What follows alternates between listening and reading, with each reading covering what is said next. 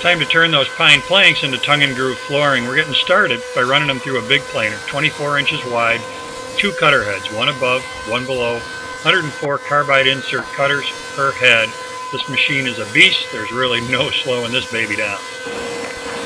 After the boards are plain, they're fed into a gang rip machine. With 3 saw blades in there, this machine will produce 2 different widths at one time.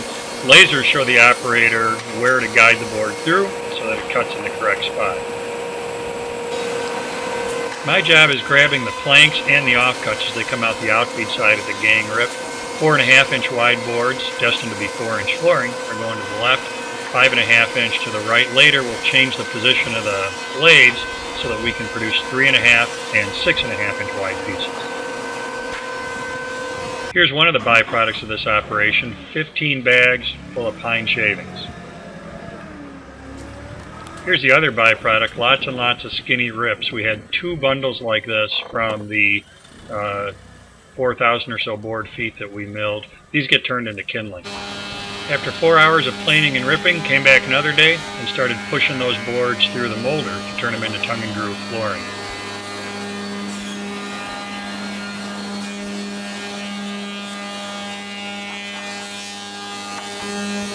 In a single pass through the molder, we're finalizing the thickness, putting relief cuts in the back of the boards, a tongue on one edge and a groove on the other edge.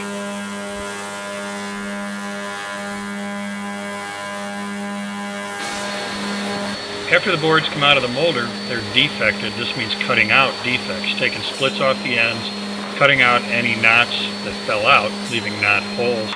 If there were knots that had small spiderweb cracks in them, we left those in and they'll get filled after the floor is done. Sending stuff through the molder took about 6 hours. Now we're running it through an end matcher. This is putting tongues on one end of each board and grooves on the opposite end. Trucks along pretty fast.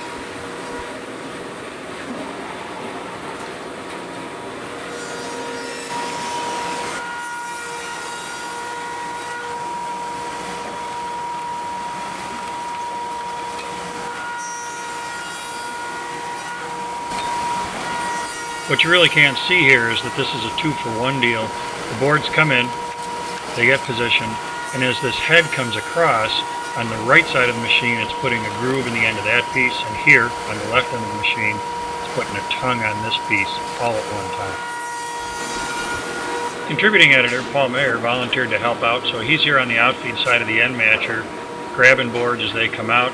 Stacking isn't as easy as you might think because at this point, none of the boards are the same length. There's long stuff, there's short stuff, and it's all got to get on this cart so that it's not going to fall off or be tippy. This is just the beginning of the pile. This pile ends up pretty darn big by the time we're done.